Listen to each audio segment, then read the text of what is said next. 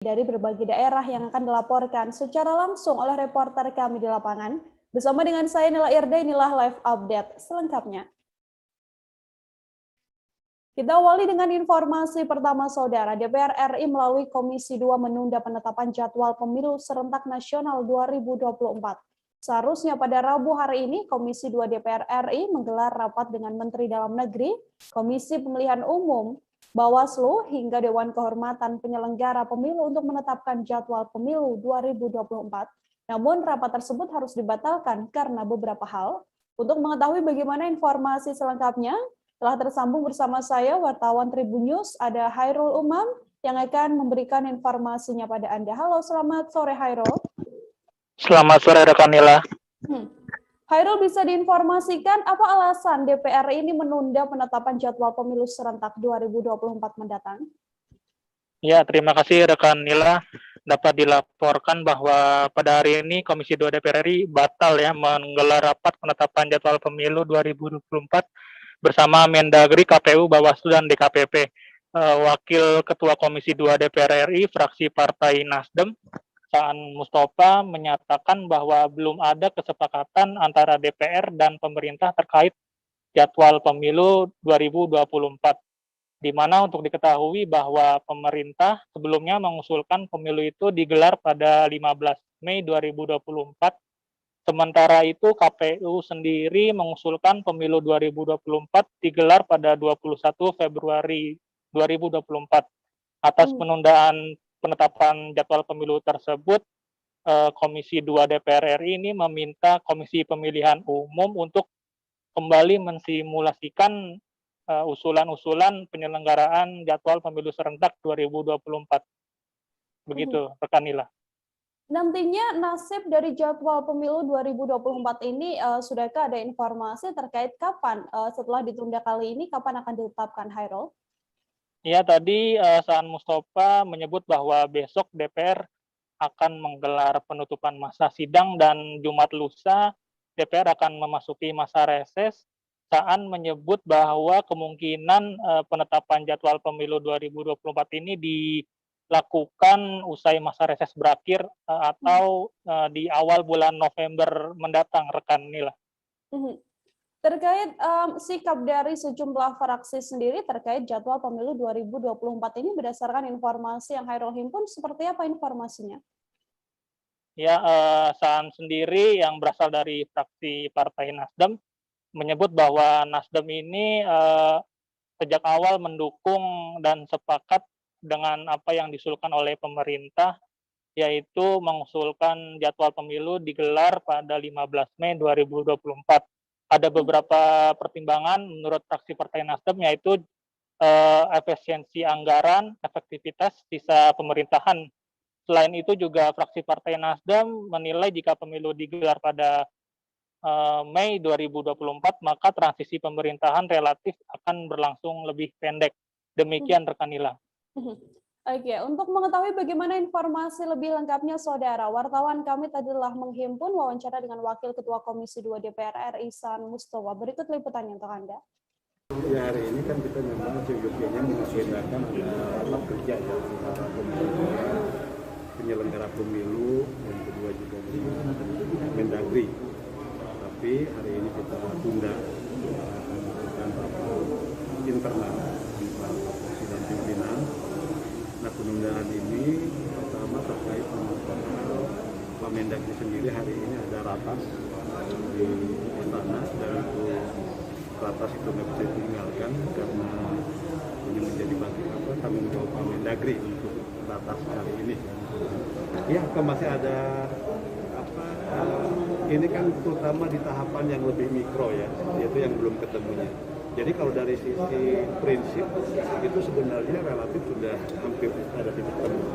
Tapi di tahapan-tahapan yang mikro, yang antara pemilu dan pilkada itu yang memang perlu disimulasikan, perlu di-exercise lebih detail lagi agar ini bisa terlaksana dengan baik. Pada prinsipnya kan kita ingin pilkada ini lebih efisien, pilkada ini pemilu efisien, efektif dan juga berkualitas. Itu tentu.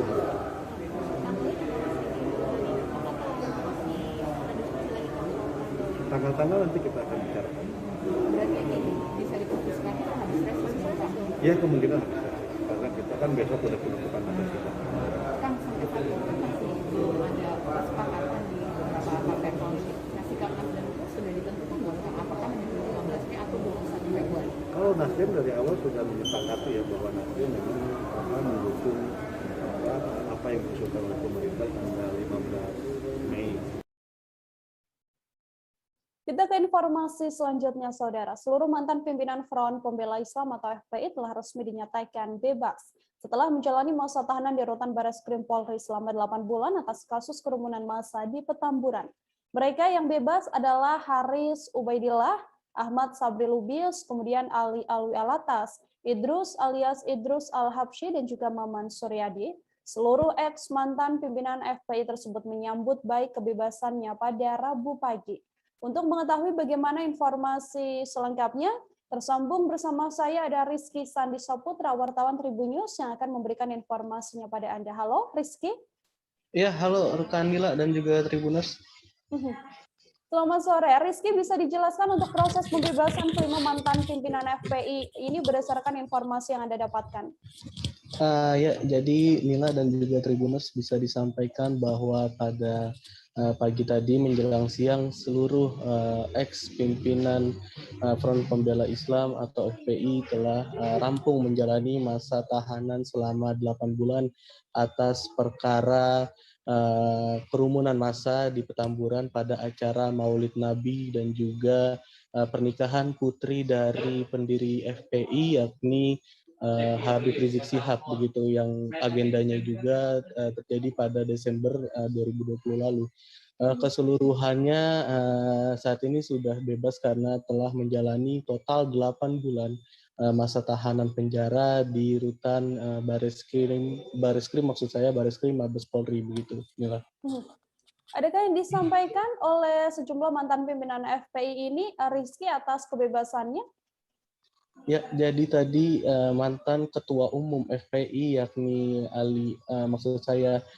Ahmad Sabri Lubis mengatakan bahwa pihaknya dalam hal ini kelima mantan pimpinan FPI mengucapkan rasa syukur yang pertama atas kehadirat Allah Subhanahu wa taala begitu, atas izinnya dia bisa kembali lagi kepada keluarga dan juga masyarakat dan bisa menghirup udara bebas lagi, dan kedua dia juga tadi mengucapkan rasa terima kasih kepada para jajaran rutan Bareskrim Polri begitu yang telah memberikan pembinaan dengan baik kepada pihaknya begitu, dan juga tadi dia mengucapkan juga rasa syukur karena bisa kembali menghirup udara bebas dan merasakan hangatnya sinar matahari pagi begitu, karena kata dia terakhir kali dirinya merasakan sinar matahari tersebut pada saat menjalani proses persidangan di Pengadilan Negeri Jakarta Timur sekitar 3 bulan lalu gitu, dan setelah menjalani masa tahanan dirinya hanya mendekam di basement Bareskrim Polri untuk menjalani pembinaan begitu.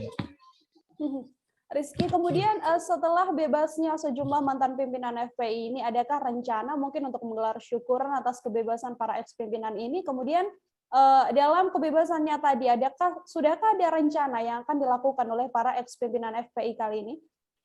Ya, jadi tadi kuasa hukum dari keseluruhan ex-pimpinan FPI yakni Aziz Yanuar mengatakan kalau terkait dengan syukuran pihaknya masih akan memikirkan hal tersebut sebab yang terpenting saat ini keseluruhannya akan bertemu dengan pihak keluarga dan akan berkumpul dulu dengan pihak keluarga untuk melepas kerinduan begitu.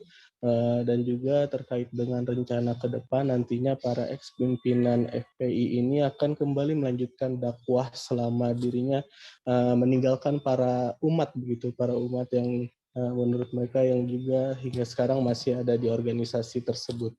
Namun untuk keikutsertaannya di organisasi yang baru yang kita ketahui yakni Front Persatuan Islam gitu, yang kalau saya tidak salah sebut itu dirinya menyatakan belum mau memikirkan hal tersebut karena yang ada di dirinya sekarang yakni rasa syukur bisa kembali keluar, bisa kembali bebas begitu, dan dirinya juga masih meminta doa kepada para umat, para simpatisan untuk mendoakan Habib Rizik Syihab dan juga Habib Hanif Alatas yang hingga saat ini masih mendekam di rutan Bareskrim Mabes Polri begitu Joel.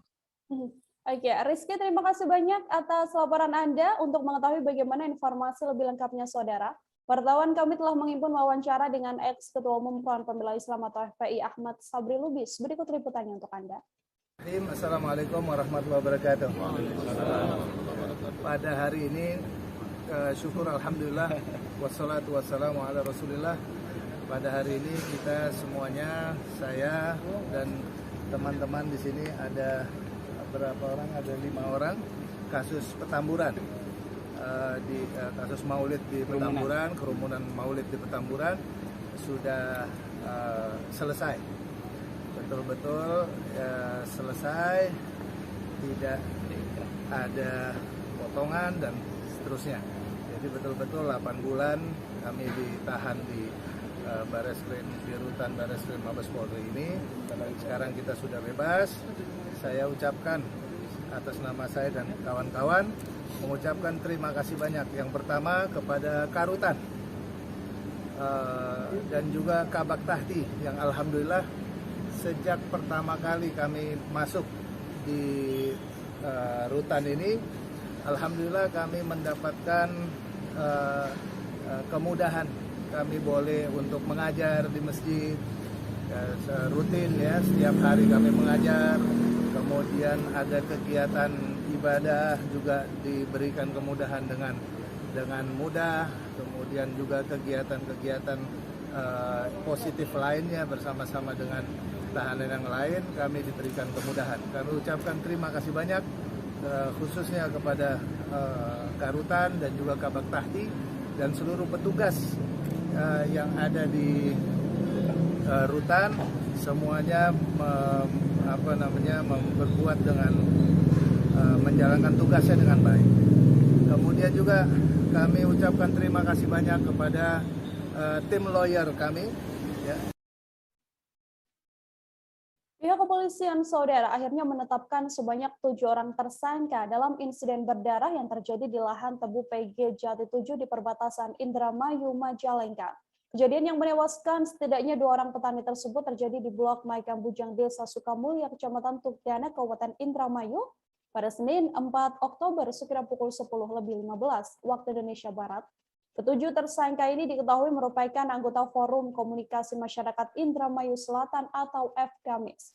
Setidaknya sebelum adanya penetapan tersangka ini ada 26 saksi yang telah diperiksa. Untuk mengetahui bagaimana informasi lebih lengkapnya, tersambung bersama saya wartawan Tribun Cirebon ada Handika Rahman yang akan memberikan informasinya pada Anda. Halo, selamat sore Handika. Iya Nila, selamat sore. Handika, bisa dijelaskan terkait informasi penetapan tersangka atas insiden berdarah ini? Baik Nila, dapat kami sampaikan pada hari ini pihak kepolisian akhirnya menetapkan tersangka perihal kasus perampasan nyawa atau tragedi berdarah yang terjadi di lahan tebu PG Jati 7 di perbatasan Indramayu Majalengka, di mana dalam penetapan tersangka ini ditetapkan sebanyak 7 orang tersangka, termasuk diantaranya adalah ketua dari Ormas atau LSM FKMIS yang sekaligus merupakan anggota DPRD Kabupaten Indramayu, fraksi Partai Demokrat.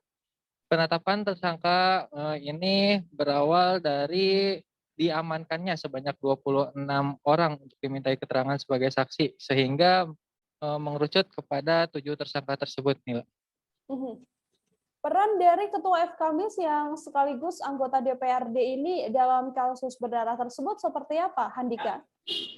Baik Nila, menurut dari keterangan pihak kepolisian, peran dari Ketua FKMIS ini diketahui dia menghasut para anggotanya untuk merebut lahan petani di lahan tebu PG Jati 7 tersebut untuk kepentingan kelompoknya sendiri, sehingga pada kejadian pada Senin 4 Oktober kemarin mereka berusaha untuk mempertahankan tanah tersebut dan terjadilah insiden berdarah tersebut hingga menewaskan sebanyak 2 orang petani yang merupakan warga Kabupaten Majalengka.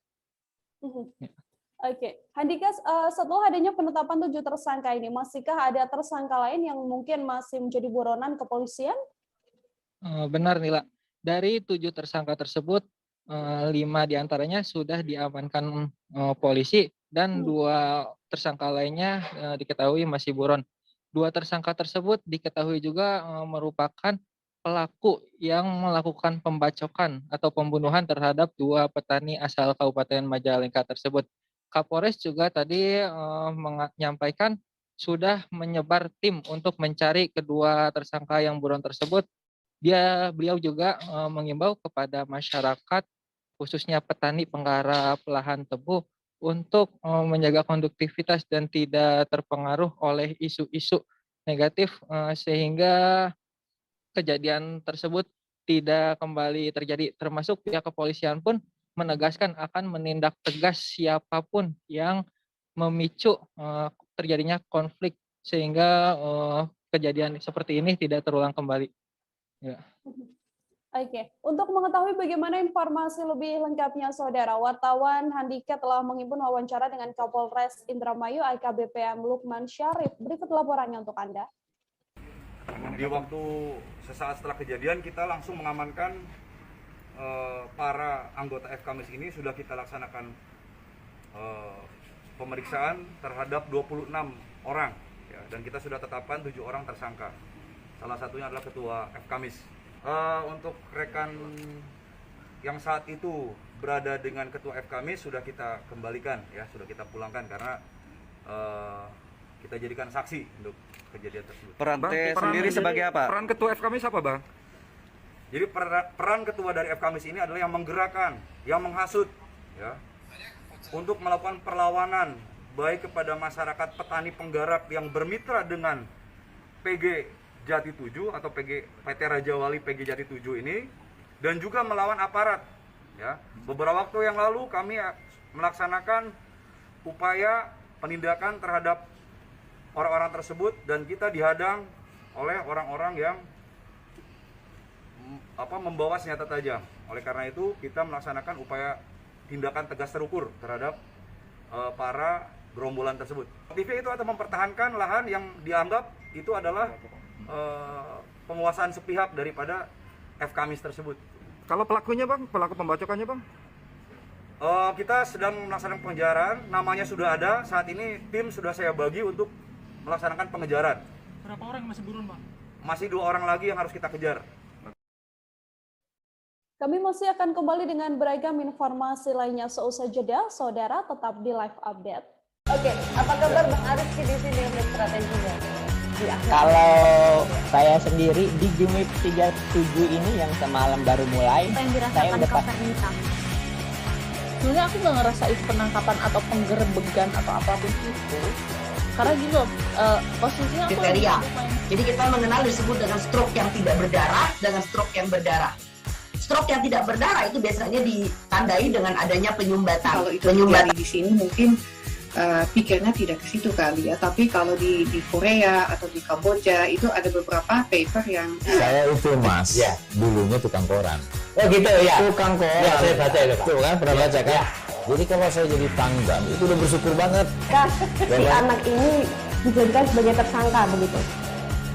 Ya, kalau ini kita bicara yang di luar kasus Sebongombo ya. Dengan nama hujan shower, di mana terdapat batas jelas antara daerah hujan dan tidak hujan yang biasanya terjadi pada fase awal mature stage atau tahap berbahaya itu Kang. Jadi mulai artinya terjadinya perlembekan. Nah itu untuk penetrasi akan sulit begitu ya. Dok, saya ini menurut saya memang tidak mudah, bukan urusan tanah diambil. Kalau misalnya Amerika Serikat sekarang, Rasulullah mengatakan dalam sebuah hadis bahwa berpuasa di 6 hari Syawal itu. Oke, apa kabar Bang Ariski di sini untuk strateginya? Kalau saya sendiri di Jumip 37 ini yang semalam baru mulai, saya udah sebenarnya aku nggak ngerasa itu penangkapan atau penggerebekan atau apapun itu, karena gini loh, posisinya aku masih bersama dengan saya Nila Irda dalam live update kali ini. Kita beralih ke informasi lainnya, Saudara. Insiden kebakaran terjadi di Kelurahan Paringin Timur RT 8, Kecamatan Paringin, Kabupaten Balangan, Kalsel pada Rabu pagi. Warga setempat riuh dan dikagetkan adanya api yang mulai melahap satu unit rumah di kawasan tersebut. Dikabarkan ada satu korban jiwa dalam kejadian kebakaran ini. Untuk mengetahui bagaimana informasi selengkapnya, tersambung bersama saya, wartawan Banjarmasin Pos, ada Isti Rohayanti yang akan memberikan informasinya pada Anda. Halo Isti. Iya, baik rekan Nila. Isti, silakan dengan laporan Ya, Anda, halo. bagaimana kronologi Halo rekan kebakaran? Nila.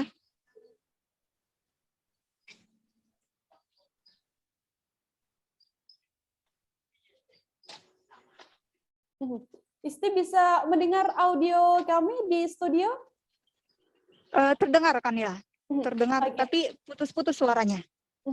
Oke, Isti, untuk kronologis kebakaran mungkin bisa dijelaskan dengan laporan Anda.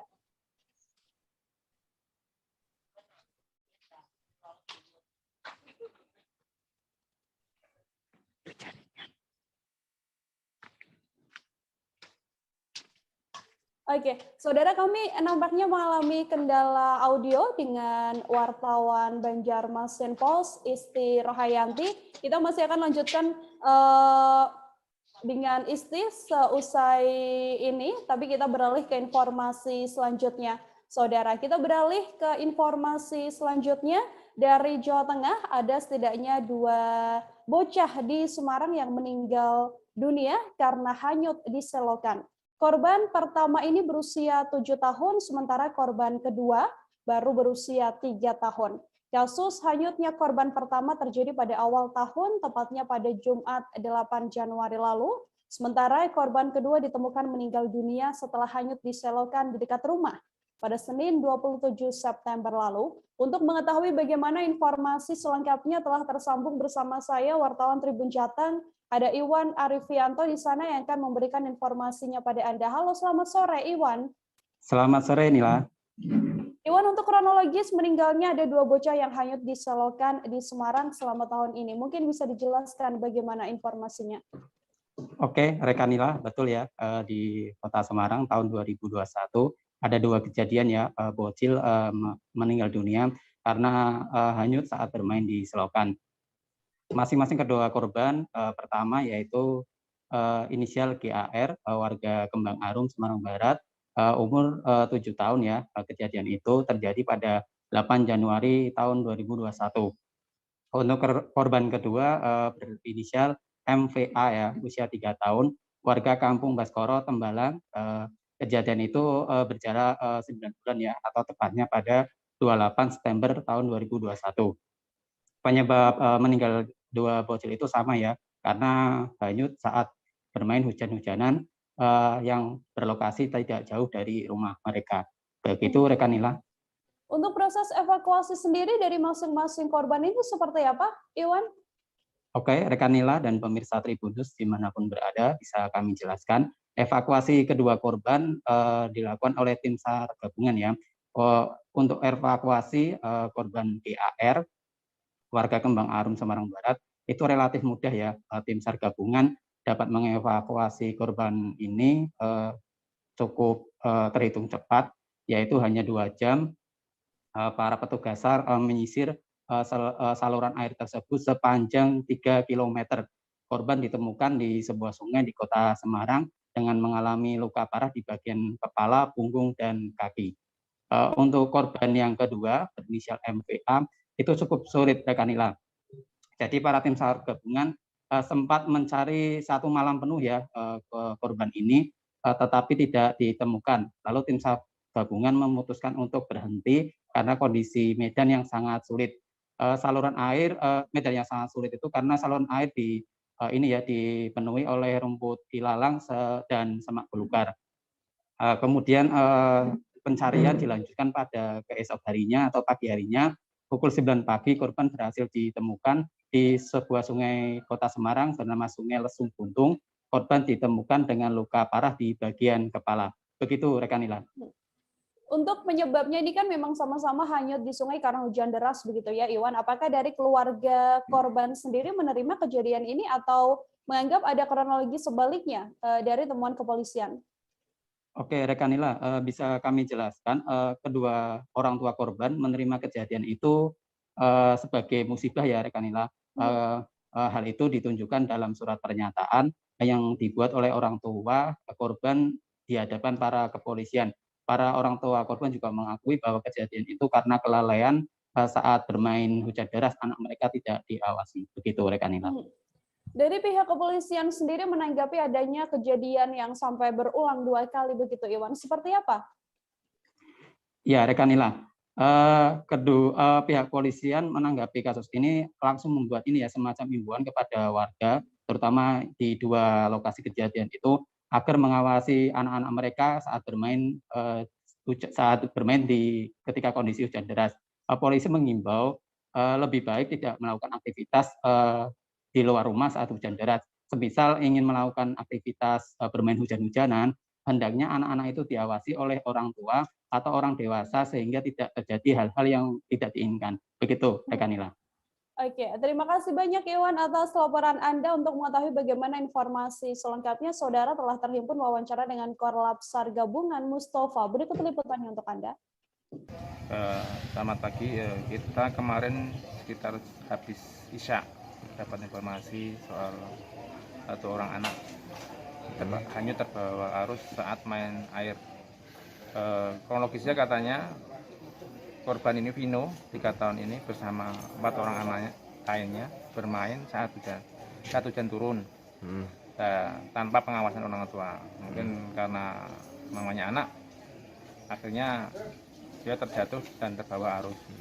Sempat ada warga yang melihat dari lantai 2, tapi sanksi itu manusia, boneka atau kayu atau apa lainnya, karena dia melihat seperti tangan, tapi setelah dia tuh dari lantai 2-nya ternyata sudah hilang. Dan setelah itu ada warga yang mencari, baru tahu bahwa itu adalah anak yang dicari Vino tadi yang hilang. Kemarin malam kita sudah melakukan pencarian sampai kurang lebih jam setengah 12. Kendalanya karena malam ya gelap, penerangan kurang, apalagi atas masih hujan, berpotensi terjadi air bah lagi yang membahayakan keselamatan tim SAR gabungan. Jadi kemarin kita putuskan tadi malam kita hentikan setengah 12 dan tadi pagi kita lanjutkan lagi. Alhamdulillah malah saat kita selesai briefing mau pemberangkatan seru, ada warga yang menemukan yang saat sedang melakukan pencarian juga dari bawah, dan sekarang korban sudah dibawa ke rumah keluarga korban. Itu ditemukan jam berapa Pak itu Pak? Ditemukan tadi kurang lebih setengah 8-an. Setengah 8. Setengah 9. Setengah 9. Itu warga sini berarti berusaha mencari gitu ya Pak? Warga Jangli kalau nggak salah. Itu bukan dari warga sini. Warga sini tadi malam kita melakukan pencarian. Ini pencarian mandiri. Seorang pria warga Kelurahan Poso Kecamatan Taungauna Kabupaten Konawe meninggal dunia, saudara, seusai menjadi korban tabrak lari pada Selasa kemarin. Peristiwa naas tersebut terjadi sekitar pukul 9.30 waktu setempat. Korban yang mengendarai sepeda motor merek Suzuki Sonic tersebut mengalami kecelakaan di Jalan Poros, Kendari, Unaha di Kelurahan Kasipute, Kecamatan Wawotobi. Update terkini kepolisian, pelaku tabrak lari tersebut diketahui telah diamankan oleh Polsek Pondidaha. Untuk mengetahui bagaimana informasi lebih lengkapnya, tersambung bersama saya, wartawan Tribun News Ultra, ada Arman Tosepu yang akan memberikan informasinya pada Anda. Halo Arman. Halo Nila. Arman, untuk kronologi insiden kecelakaan tabrak lari ini seperti apa informasinya? Baik rekan Nila, dari informasi yang kami peroleh bahwa untuk kronologi awalnya dari hasil olah TKP, korban dan pelaku tabrak lari ini secara bersamaan dari arah yang sama, ya ini dari arah Unaha menuju arah Kendari. Sementara itu korban diketahui juga kerja di Kecamatan Pondidaha, tepatnya di salah satu toko ponsel di sana. Demikian rekan Nila. Informasi terkait pelaku tabrak lari ini sendiri seperti apa, Arman? Benarkah memang pelaku ini sudah langsung ditangkap oleh kepolisian? Ya, baik Nila. Berdasarkan informasi yang kami terima, pelaku sendiri pada hari yang sama, ya ini kemarin, telah diamankan di markas kepolisian sektor Kecamatan Pondidaha beserta barang bukti yakni kendaraan truk Hino sesuai dengan peraturan yang berlaku. Demikian ikan Nila. Oke, kemudian Arman, untuk sosok dari korban ini sendiri seperti apa? Apakah setelah kejadian korban langsung dimakamkan oleh pihak keluarga? Ya, baik rekan Nila, untuk korban sendiri baru dimakamkan hari ini, tepatnya sekitar pukul 10.30 bertempat di kediamannya di Kelurahan Puoso. Sementara untuk lokasi pemakamannya di pemakaman keluarga di Desa Ambepulu, Kecamatan Tongana, Kabupaten Konawe. Adapun respon dari keluarga yaitu begitu histeris mendengar kabar duka datang dari salah satu warga Kelurahan Puoso ini. Demikian rekan Nina. Oke, terima kasih banyak Arman Tosepo, wartawan Tribun News Ultra atas laporan Anda. Selamat bertugas kembali, Arman.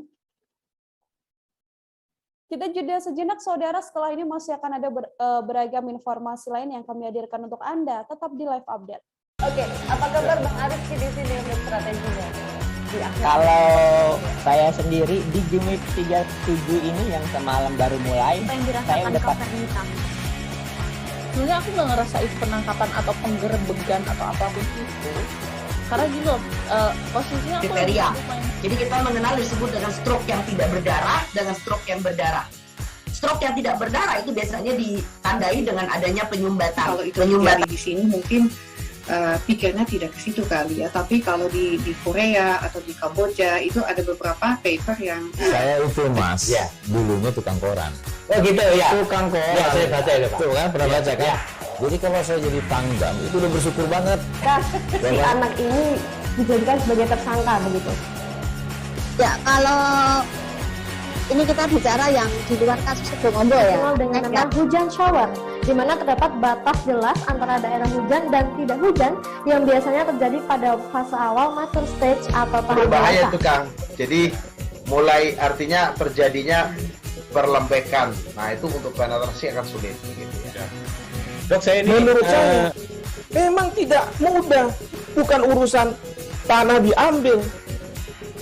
Kalau misalnya Amerika Serikat sekarang, Rasulullah mengatakan dalam sebuah hadis bahwa berpuasa di 6 hari Syawal itu.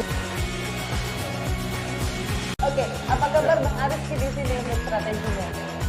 Kalau saya sendiri di Gimik 37 ini yang semalam baru mulai, saya udah sebenarnya aku nggak ngerasa itu penangkapan atau penggerebegan atau apapun itu. Karena gini loh, posisinya aku kriteria. Jadi kita mengenal disebut dengan stroke yang tidak berdarah dengan stroke yang berdarah. Stroke yang tidak berdarah itu biasanya ditandai dengan adanya penyumbatan. Kalau itu terjadi di sini mungkin pikirnya tidak ke situ kali ya. Tapi kalau di Korea atau di Kamboja itu ada beberapa paper yang saya itu Mas, ya, dulunya tukang koran. Oh gitu ya. Tukang koran. Ya, saya baca itu Pak. Tuh kan pernah baca kan? Ya. Jadi kalau saya jadi pangdam itu udah bersyukur banget. Si anak ini dijadikan sebagai tersangka begitu. Ya, kalau ini kita bicara yang di luar kasus Sebongombo ya. Dengan nama hujan shower, di mana terdapat batas jelas antara daerah hujan dan tidak hujan yang biasanya terjadi pada fase awal mature stage atau tahap berbahaya dewasa. itu Kang. Jadi mulai artinya terjadinya perlembekan. Nah itu untuk penetrasi akan sulit. Gitu ya. Dok, saya ini menurut saya memang tidak mudah, bukan urusan tanah diambil. Kalau misalnya Amerika Serikat sekarang, Rasulullah mengatakan dalam sebuah hadis bahwa berpuasa di 6 hari Syawal itu. Oke, apa kabar Bang Ariski di sini untuk strateginya? Kalau saya sendiri di Gimik 37 ini yang semalam baru mulai, saya udah sebenarnya aku nggak ngerasa itu penangkapan atau penggerebegan atau apapun itu. Karena gitu posisinya aku kriteria. Jadi kita mengenal disebut dengan stroke yang tidak berdarah dengan stroke yang berdarah. Stroke. Anda masih menyaksikan live update bersama dengan saya Nila Irda. Penyidik Polres Bantaeng, saudara menetapkan 2 terduga pelaku atas kasus pemerkosaan di Bantaeng. Kedua tersangka ini diketahui merupakan oknum wartawan, sementara korban adalah seorang mahasiswi berusia 21 tahun. Korban dilecehkan dan dipaksa untuk berhubungan intim dengan ancaman akan menyebarkan foto dan video tanpa busana milik korban. Kedua tersangka ini diamankan di kediaman masing-masing setelah adanya laporan pada Sabtu 2 Oktober. Untuk mengetahui bagaimana informasi lebih lengkapnya, tersambung bersama saya ada Ahmad Nasution, wartawan Tribun Timur yang akan memberikan informasinya pada Anda. Halo Ahmad. Ya, halo. Ya, rekan Nila. Ahmad, untuk kasus ruda paksa yang dilakukan oleh oknum LSM dan juga oknum wartawan ini, silahkan dengan laporan Anda. Ya, kali ini saya akan melaporkan terkait dengan kasus ruda paksa yang dilakukan oleh oknum, salah satu oknum LSM dan oknum wartawan yang berada di Kabupaten Bantaeng. Jadi dalam terduga pelaku ini sudah ditetapkan sebagai tersangka, di mana sang oknum dari LSM ini inisial RD 35 tahun dan oknum wartawan disebutkan inisialnya RJ 31 tahun. Jadi untuk peristiwa ini dilaporkan pada 2 Oktober 2020 dan pada malam hari, dan pada malam itu juga langsung dilakukan kedua tersangka langsung diamankan oleh pihak Polres Bantaeng. Jadi saat ini usai ditangkap, kemudian dilakukan serangkaian pemeriksaan dan ditetapkan sebagai tersangka.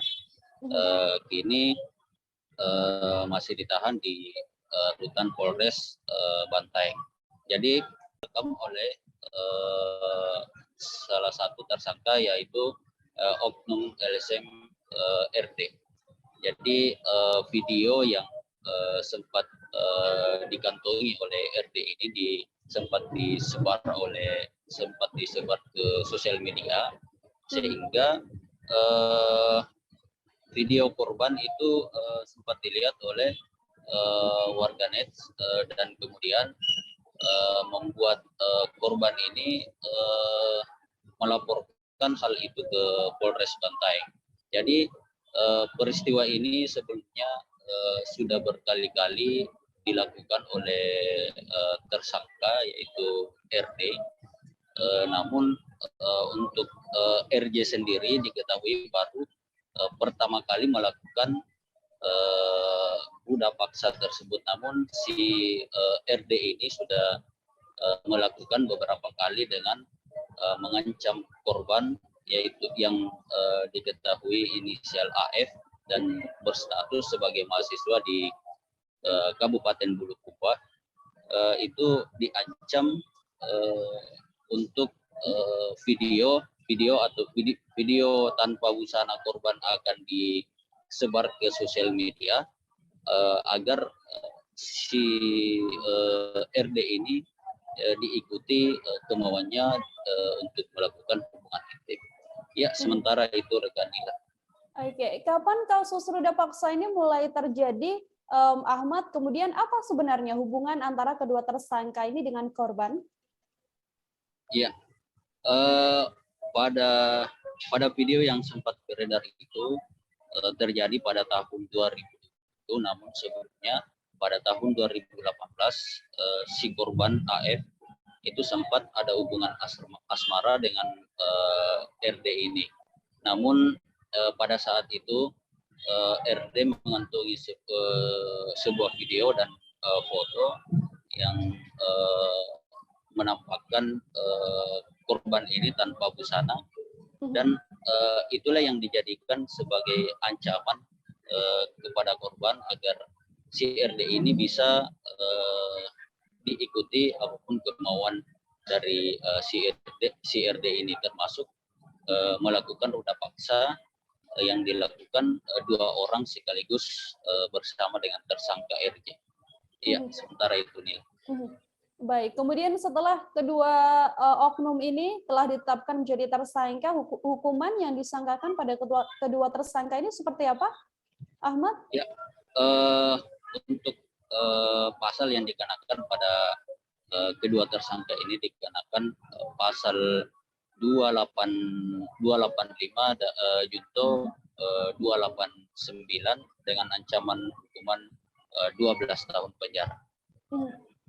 Oke, terima kasih banyak Ahmad, wartawan Tribun Timur, atas laporan Anda. Untuk mengetahui bagaimana informasi lebih lengkapnya, saudara, telah terhimpun wawancara dengan Kasat Reskrim Polres Bantaeng, AKP Burhan. Berikut liputannya untuk Anda. Jadi sampai hari ini kedua terduga pelaku sudah ditetapkan tersangka berdasarkan fakta-fakta yang kita telah temukan, seperti itu, berdasarkan dua alat bukti permulaan cukup. Jadi ada beberapa keterangan saksi, ada beberapa bukti petunjuk dan bukti petunjuk lainnya. Ini kan ada video Pak yang beredar di sosial media. Ya. Apakah video tersebut digunakan untuk mengancam korban untuk melakukan hal yang sama untuk berulang kali? Terlebih kasus ini kan berawal di tahun 2020. Ya. Jadi itulah video foto dan video yang share itu yang digunakan oleh terduga pelaku, dalam hal ini berinisial RD. Jadi untuk sementara dalam dugaan tindak pidana yang terjadi, yaitu pelecehan dan pemerkosaan. Jadi pasal yang digunakan adalah pasal 285 untuk pasal 289 KUHP. Kira ancaman berapa tahun? 12 tahun. Berapa? 12 tahun. 12 tahun. Kemudian Pak, kira-kira ada kemungkinan tersangka baru dalam kasus ini? Mengingat sambil kita mendalami kembali, nanti akan kita sampaikan lagi. Untuk sementara sudah berapa saksi yang diperiksa? Sudah ada beberapa saksi, termasuk teman-temannya dari beberapa petunjuk, itu yang menjadikan alat bukti untuk sementara. Kita ke informasi selanjutnya, saudara. Warga Kabupaten Penajam Pasir Utara, Kalimantan Timur menyerahkan senjata api aktif dan amunisi pada Kodim 0913 PPU. Penyerahan 3 pucuk senjata api, amunisi aktif, serta 2 borgol dari warga Kabupaten PPU ini diserahkan kepada Kodim pada Minggu lalu. Penyerahan senjata api dan amunisi ini adalah wujud kepercayaan masyarakat pada aparat keamanan dengan kesadaran diri menyerahkan senjata. Untuk mengetahui bagaimana informasi lebih lengkapnya, telah tersambung bersama saya wartawan Tribun Kaltim, ada Dian di sana yang akan memberikan informasinya pada Anda. Halo Dian. Halo Dian, selamat sore.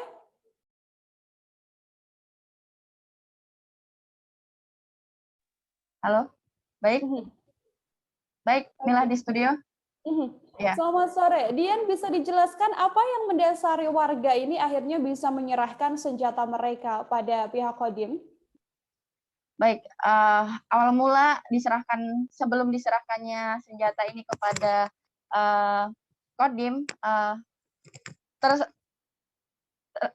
yang bersangkutan ini melakukan bersih-bersih rumah, kemudian menemukan 3 pucuk senjata, kemudian munisi, serta borgol.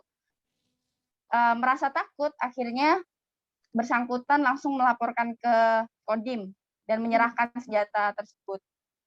Diketahui senjata ini, menurut Kodim, senjata ini dibuat pada tahun 1928 hingga 1943 saat Perang Dunia I dan II. Begitu. Oke, pemilik senjata ini apakah warga sipil biasa atau seorang veteran, Dian? Seorang warga sipil biasa. Diketahui milik kakek buyut tersangka, bersangkutan. Maaf. Oke, artinya warga yang menemukan senjata ini sebenarnya sebelumnya tidak tahu ya bahwa di kediamannya ada sejumlah amunisi dan juga senjata api ini? Tidak tahu, tidak tahu. Kemudian takut dan cemas, akhirnya melaporkan sebelumnya melalui Babinsa, kemudian dilaporkan ke Kodim 193 Penajam Pasar Utara. Dian, lalu untuk jenis-jenis senjata api yang diserahkan ke Kodim ini mungkin bisa dijelaskan untuk lebih detailnya? Baik, ketiga jenis senjata api tersebut, yang pertama adalah pistol revolver buatan Amerika Serikat kal 22 mm dan munisi 2 butir. Kemudian menyerupai AK kal 5.56 mm dan munisi 33 butir serta kotak munisi, dan karbin kal 30 mm dan munisi 3 butir serta 2 buah borgol. Itu saja. Oke, Dian, mungkin sedikit bisa dijelaskan untuk keterangan dari Dandim sendiri setelah adanya warga yang kemudian memberikan sejumlah senjata api ini, adakah apresiasi yang diberikan oleh pihak Kodim sendiri pada warga tersebut? Kodim 0913 Penajam Pasir Utara sangat mengapresiasi atas penyerahan senjata api warga sipil kepada Kodim. Karena hal itu juga ada dalam undang-undang darurat menurut Dandim. Oke, terima kasih banyak Dian atas laporan Anda, dan untuk mengetahui bagaimana informasi lebih detailnya, Saudara, telah terhimpun wawancara dengan Dandim 0913 PPU Letkol Infantri Darmawan. Berikut liputannya untuk Anda. Kepercayaan masyarakat kepada kami, aparat keamanan, dengan kesadaran mau menyerahkan senjata. Ini senjata lama. Ini sekali lagi senjata lama, dan kurang lebih kalau kita bisa browsing di majalah, di Google atau apa, ini saat zaman Perang Dunia Pertama ataupun Perang Dunia Kedua. Dengan kesadaran masyarakat menyerahkan senjata kepada kami. Kenapa? Ada aturan undang-undang yang tegas dan jelas. Undang-undang darurat tentang kepemilikan senjata api ataupun senjata rakitan. Nah, kita apresiasi masyarakat yang mau menyerahkan secara sadar kepada kami. Dan mohon maaf, kami tidak bisa menyebutkan identitas masyarakat tersebut. Mengapa demikian? Yang bersangkutan jaminan kerahasiaan, kenyamanan. Yang jelas ini berkat kita semua, keberadaan kita, aparat TNI di Kabupaten Penajam Pasir Utara ataupun Kodim 0913 Penajam Pasir Utara diterima oleh masyarakat.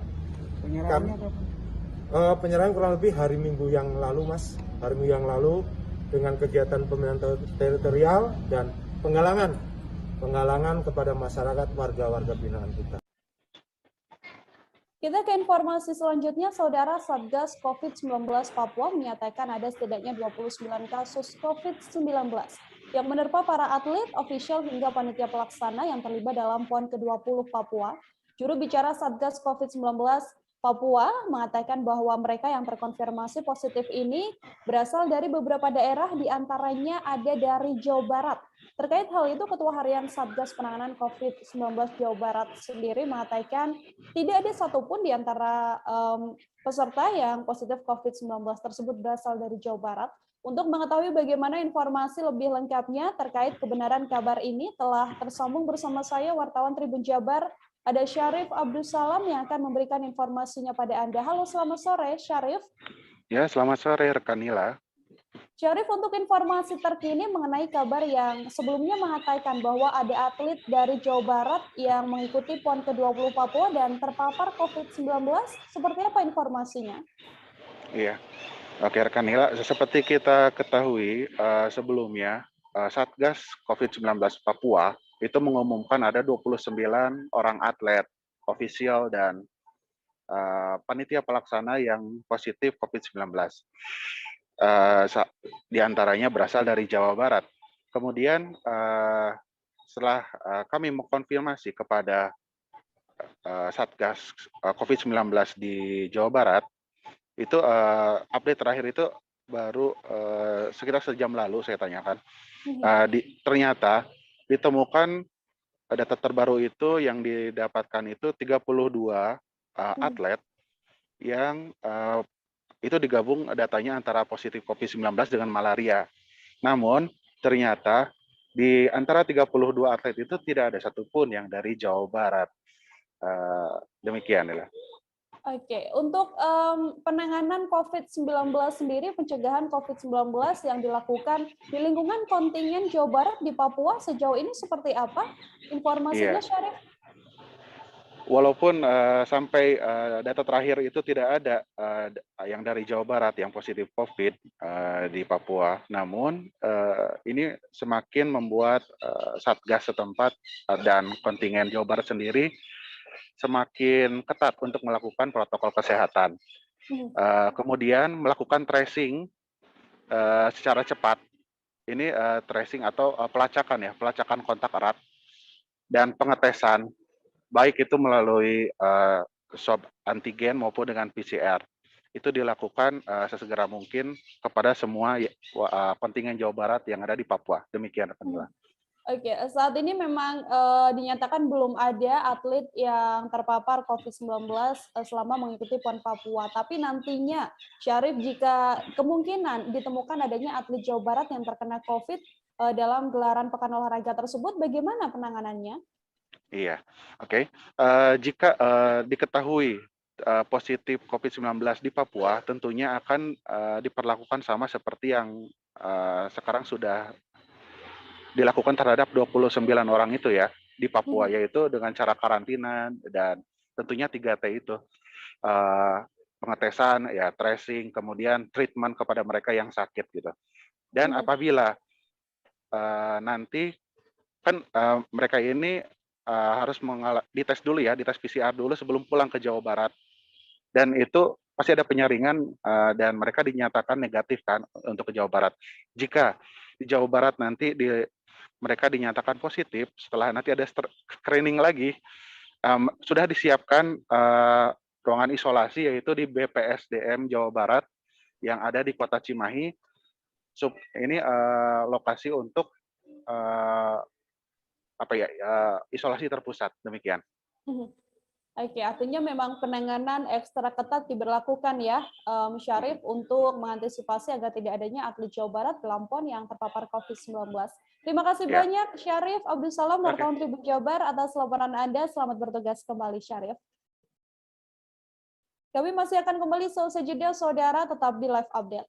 Oke, apa kabar Bang Ariski di sini untuk strateginya? Kalau saya sendiri di Gimik 37 ini yang semalam baru mulai, saya udah sebenarnya aku nggak ngerasain penangkapan atau penggerbegan atau apapun itu, karena gitu posisinya aku jadi kita mengenal disebut dengan stroke yang tidak berdarah dengan stroke yang berdarah. Stroke yang tidak berdarah itu biasanya ditandai dengan adanya penyumbatan. Kalau itu terjadi di sini mungkin pikirnya tidak ke situ kali ya, tapi kalau di Korea atau di Kamboja itu ada beberapa paper yang saya itu Mas, dulunya tukang koran. Oh gitu ya. Tukang koran. Ya, saya baca itu Pak. Tuh kan, pernah baca kan? Jadi kalau saya jadi tanggam itu udah bersyukur banget. Si anak ini dijadikan sebagai tersangka begitu. Ya, kalau ini kita bicara yang di luar kasus Sebongombo ya. Dengan nama hujan shower, di mana terdapat batas jelas antara daerah hujan dan tidak hujan yang biasanya terjadi pada fase awal mature stage atau tahap bahaya dewasa. itu Kang. Jadi mulai artinya terjadinya perlembekan. Nah itu untuk penetrasi akan sulit. Gitu ya. Dok, saya ini menurut saya memang tidak mudah, bukan urusan tanah diambil. Kalau misalnya Amerika Serikat sekarang, Rasulullah mengatakan dalam sebuah hadis bahwa berpuasa di 6 hari Syawal itu. Oke, apa kabar Bang Ariski di sini untuk strateginya? Kalau saya sendiri di Gimik 37 ini yang semalam baru mulai, saya udah sebenarnya aku nggak ngerasain penangkapan atau penggerbegan atau apapun itu, karena gitu posisinya aku jadi kita mengenal disebut dengan stroke yang tidak berdarah dengan stroke yang berdarah. Stroke yang tidak berdarah itu biasanya ditandai dengan adanya penyumbatan. Kalau itu terjadi di sini mungkin pikirnya tidak ke situ kali ya, tapi kalau di Korea atau di Kamboja itu ada beberapa paper yang saya itu Mas, dulunya tukang koran. Oh gitu ya. Tukang koran. Ya, saya baca itu, Pak. Tuh kan, pernah baca kan? Ya. Jadi kalau saya jadi Pangdam itu udah bersyukur banget. Si anak ini dijadikan sebagai tersangka begitu. Ya, kalau ini kita bicara yang di luar kasus Sebongombo ya. Dikenal dengan nama hujan shower, di mana terdapat batas jelas antara daerah hujan dan tidak hujan yang biasanya terjadi pada fase awal mature stage atau tahap Berbahaya dewasa. itu Kang. Jadi Masih bersama dengan saya Nila Irda dalam live update kali ini, Saudara. Kita beralih ke informasi selanjutnya. Pelaksanaan Musabaqah Tilawatil Quran atau MTQ Provinsi Jawa Timur di Kabupaten Pamekasan, Madura akan menerapkan protokol kesehatan ketat untuk memutus penyebaran COVID-19. Seluruh peserta dari seluruh kabupaten atau kota ini diwajibkan untuk menunjukkan sertifikat vaksin pada panitia. Aturan ini juga ada sejumlah pengecualian untuk mereka yang mungkin memiliki halangan tertentu dan bisa menunjukkan surat keterangan dari dokter. Untuk mengetahui bagaimana informasi lebih detailnya, telah tersambung bersama saya wartawan Tribun Madura, ada Kuswanto Ferdian yang akan memberikan informasinya pada Anda. Halo, selamat sore Kuswanto. Selamat sore rekan Nila, bersama saya Kuswanto Ferdian, reporter tribunmadura.com di Kabupaten Pamekasan. Kuswanto, bisa dijelaskan ini untuk syarat apa saja yang wajib dibawa oleh peserta MTQ ke-29 di Pamekasan kali ini? Baik, sebelumnya Kabupaten Pamekasan saat ini menjadi tuan rumah MTQ ke-29, MTQ Jawa Timur. Sebelumnya sejak 50 tahun pemerintah Kabupaten Pamekasan belum menjadi tuan rumah. Baru kali ini Pemkab Pamekasan kembali menjadi tuan rumah pagelaran MTQ ke-29 Jawa Timur. Nah, ada beberapa syarat yang harus dibawa oleh peserta sebelum datang ke Kabupaten Pamekasan. Di Jawa Timur tuh ada sekitar 38 kota atau kabupaten. Jadi nantinya MTQ ini akan diikuti oleh sebanyak dari 38 kota atau kabupaten Pamekasan. Mereka harus wajib membawa kartu vaksin minimal dosis pertama. Nah, khusus mereka yang berusia di bawah 12 tahun ada pengecualian karena tidak bisa divaksin kan. Jadi untuk yang 12 tahun ke bawah itu cukup menunjukkan surat keterangan sehat saja. Atau bagi mereka atau peserta yang memiliki riwayat penyakit dan tidak bisa divaksin di daerah atau di kabupatennya juga wajib membawa surat keterangan dokter yang menerangkan bahwa yang bersangkutan dalam keadaan sehat dan dalam keadaan aman dari wabah COVID-19. Begitu rekan Nila. Oke, Kuswanto, untuk lokasi MTQ ke-29 Jawa Timur ini sendiri akan ditempatkan di mana? Nah, berdasarkan hasil rapat koordinasi yang sudah dilakukan oleh pemerintah Kabupaten Pamekasan dengan jajaran pemerintah panitia dan pemerintah Provinsi Jawa Timur dan juga panitia MTQ untuk tempat pusat daripada MTQ ke-29 Jawa Timur ini akan ditempatkan di Bakorwil, kantor Bakorwil Pemkab Pamekasan. Nah, selain itu nantinya juga akan ada 12 venue atau tempat perlombaan khusus yang akan dilaksanakan selama MTQ ini berlangsung dari tanggal 2 sampai 11 November bulan depan. Nah, di 12 venue ini atau di 12 tempat perlombaan ini nantinya juga akan dijaga tim protokol kesehatan yang tergabung dari TNI Polri, Dinas Kesehatan, Badan Penanggulangan Bencana, dan juga dari Dishub, Dinas Perhubungan, dan juga Satpol PP. Nah, di 12 venue itu atau di 12 tempat yang akan dilaksanakan perlombaan berbeda-beda itu, nantinya setiap venue akan diisi oleh 3 tim satgas yang mereka akan menjaga protokol kesehatan yang ketat. Pertama yang harus dilakukan para peserta yang akan ikut lomba di 12 venue itu, mereka diwajibkan harus memakai masker, nantinya juga akan dicek suhu tubuh, nantinya juga mereka akan dilakukan penyemprotan disinfektan sebelum memasuki ruangan. Nah, upaya ini dilakukan supaya Pamekasan tetap tidak melonjak kasus COVID-19-nya, karena saat ini Pamekasan sudah memasuki PPKM level 1, begitu rekan Nila. Oke, kemudian mungkin bisa sekaligus dijelaskan Kuswanto untuk persiapannya sendiri, persiapan dari pihak Pemkab Pamekasan sendiri untuk menyambut peserta MTQ ini sendiri seperti apa? Oke, untuk saat ini di berbagai wilayah kota di Pamekasan sudah mulai dilakukan pembaharuan cat ulang ya, artinya cat-cat yang sudah buluk, yang sudah agak buram, sudah agak layu begitu diperbaharui lagi. Dibuat konsep lebih artistik karena mereka akan menyambut tamu dari 38 kota atau kabupaten se-Jawa Timur yang tentunya akan datang ke Pamekasan. Nah, selain itu di berbagai kota juga sudah dimulai pasang tulisan selamat datang para peserta MTQ Jawa Timur, terutama di area Monumen Arek Lancor yang menjadi pusat kota jantung kota. Sudah banyak baliho-baliho tersebar, ada gambar Bupati Pamekasan dan juga Gubernur Jawa Timur Hovifah Indar Parawansa. Nah, selain itu rekan Nila, juga di berbagai mobil dinas tepatnya di belakang mobil dinas juga mulai di branding ya, di branding tulisan begitu, sambutan menyambut MTQ, selamat datang peserta MTQ ke-29 Jawa Timur, dan semua kota sekarang sudah mulai dilakukan pembaharuan cat ulang. Nah, selain itu rekan Nila juga ada informasi ya juga bagi para peserta ini, sebelum datang ke Pamekasan, terutama bagi peserta MTQ, diwajibkan agar membawa kartu BPJS Kesehatan. Apa alasan Pemkab Pamekasan memberlakukan itu? Karena nantinya dikhawatirkan ketika ada peserta yang datang, misalkan peserta ini berangkat dari kabupaten kotanya dalam keadaan negatif COVID ya, namun ketika sudah sampai di Pamekasan ternyata ketika dites lagi, di swab antigen, kan peserta yang datang ke sini ini akan dilakukan swab antigen langsung oleh panitia, oleh tim Satgas. Nah, nanti dikhawatirkan ada yang positif kembali, sehingga apabila ada yang positif kembali punya kartu BPJS, mereka langsung bisa diuruskan di tempat ruang isolasi Rumah Sakit Muhammad Nur Jawa Timur begitu, dan juga di Rumah Sakit Rujukan COVID-19 di Pamekasan. Nah, selain itu juga rekan Nila, ketika peserta MTQ ini sudah ada di Pamekasan, mereka secara kesehatan dan juga secara secara kesehatan tubuh juga akan dilakukan pengontrolan secara ketat. Selama 3 hari sekali juga akan dilakukan swab antigen secara rutin oleh tim Satgas COVID-19.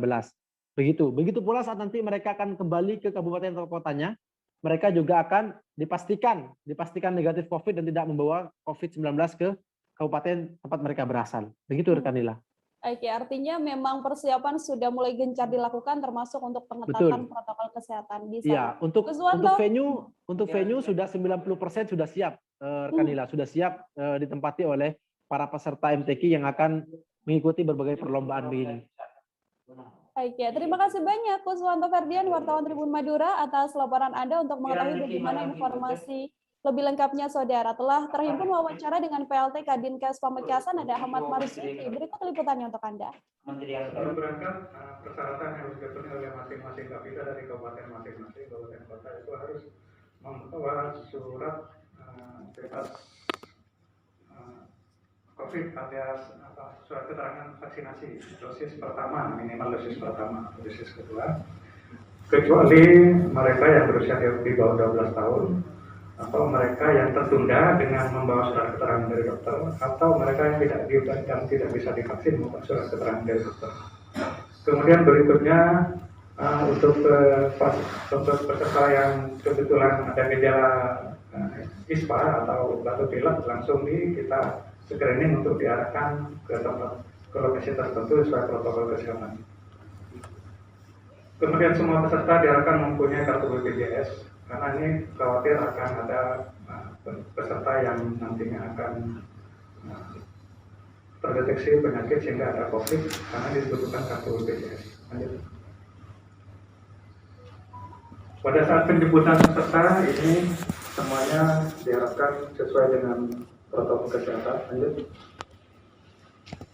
Kemudian juga di tempat-tempat penjemputan dan penyambutan peserta diharapkan ada yang nomor 5 melakukan scan QR code untuk protokol kesehatan di hotel tempat penginapan. Seperti biasa, semua ruangan, sarana prasarana diharapkan selalu steril dan selalu didesinfeksi dengan disinfektan seperti KUB Kompas, Gramedia, dan BPOM diserbu warga Pekanbaru, Saudara, untuk mendapatkan suntikan vaksin COVID-19 dosis kedua. Satu persatu masyarakat yang datang ini mendaftarkan diri dan harus menjaga protokol kesehatan agar tidak terjadinya kerumunan. Mereka juga harus mengisi formulir terlebih dahulu sebelum menjalani suntik vaksin. Untuk mengetahui bagaimana informasi lebih lengkapnya, telah tersambung bersama saya, wartawan Tribun Pekanbaru, ada Fernando Sikumbang yang akan memberikan informasinya pada Anda. Halo Fernando. Oke, Nila. Sore. Selamat sore. Fernando, bisa diinformasikan ada berapa banyak penerima vaksin dosis kedua yang hadir? Bagaimana prosedurnya berdasarkan pantauan Anda? Oke, Nila, seperti yang disampaikan oleh pihak panitia penyelenggara sentra vaksinasi Kalbe, Kompas Gramedia bersama BPOM RI di Kota Pekanbaru, mereka menyampaikan bahwa jumlah peserta vaksinasi massal untuk dosis kedua ini mencapai 728 orang, Nila.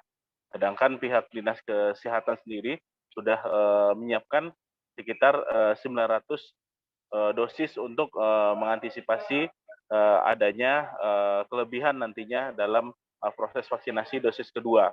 Mereka yang menerima vaksinasi ini adalah masyarakat yang sudah melakukan suntikan vaksin pertama pada 7 September lalu Nila, di lokasi yang sama di kantor Balai Besar POM RI di Kota Pekanbaru pada 7 September silam, dan kegiatannya juga digelar oleh Kalbe, Kompas Gramedia, dan juga bersama BPOM RI di sentra vaksinasi untuk masyarakat umum, baik itu masyarakat pelajar, masyarakat umum, dan juga lansia. Begitu, Nila. Oke, Fernando, ini sejumlah warga yang hadir menjalani vaksin kedua setelah sebelumnya menjalani vaksin pertama di tempat yang sama. Lalu, di luar penerima vaksin dosis kedua ini, apakah juga dilayani ketika datang ke sana? Oke, Nila, seperti disampaikan oleh panitia, Nila, memang pihak Dinas Kesehatan memberikan vaksin lebih dari jumlah yang seharusnya. Sebenarnya total jumlah peserta yang bakal mendapat suntikan vaksin jumlahnya mencapai 800 orang. Namun memang ada beberapa yang belum mendapatkan suntikan vaksin, dan pihak panitia pun bersama Dinas Kesehatan menyarankan bagi masyarakat yang memang tidak datang pada hari kemarin bisa datang langsung ke fasilitas kesehatan terdekat, baik puskesmas maupun rumah sakit Banadi di Kota Pekanbaru, Nila. Dan sebenarnya Dinas Kesehatan juga sudah menyiapkan sejumlah vaksin yang berlebih, dan memang kemarin ada juga masyarakat yang melakukan suntik vaksin pertama karena memang masih adanya ketersediaan dosis vaksin dalam kegiatan sentra vaksinasi Kalbe, Kompas Gramedia, dan juga BPOM RI ini, Nila. Target dari penyelenggaraan vaksinasi yang digelar oleh Kalbe, Kompas Gramedia, dan juga BPOM RI ini sendiri seperti apa informasinya, Fernando? Oke, Nila, kegiatan ini memang digelar KG bersama Kalbe dan juga BPOM RI dalam upaya mendukung percepatan proses vaksinasi bagi masyarakat di Kota Pekanbaru. Karena seperti diketahui saat ini seiring teknologi hadis Kalbe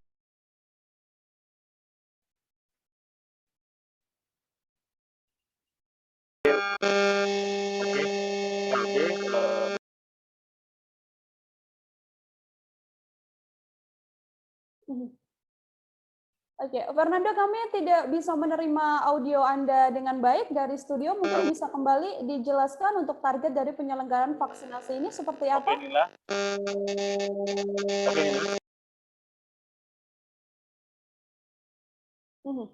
Silakan, Fernando, dengan laporan Anda.